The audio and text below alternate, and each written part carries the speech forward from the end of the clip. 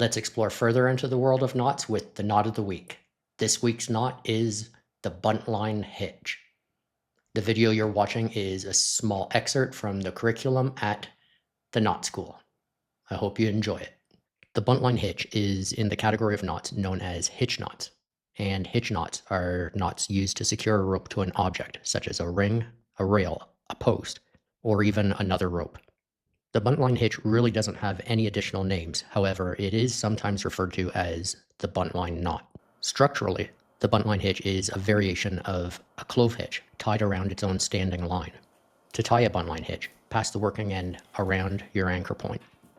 Then, pass the working end around the standing part of the rope, and then through the hole, cinch up the knot.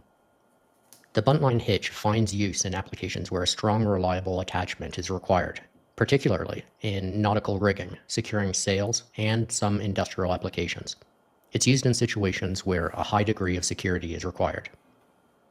You can find it in use by arborists, in boating and sailing, in camping, and around the home and garden.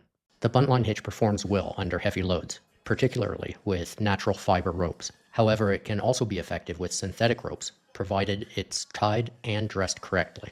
The primary risk associated with the Buntline Hitch is its potential to become very difficult to untie after being heavily loaded. Therefore, it's essential to consider the potential for needing to untie the knot after it's been under strain.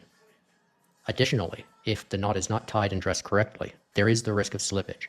With the buntline, it's essential that the knot is snugged up against the anchor point, or it will collapse. You can find the Buntline Hitch documented in the Ashley Book of Knots, specifically as knot number 1847 on page 310.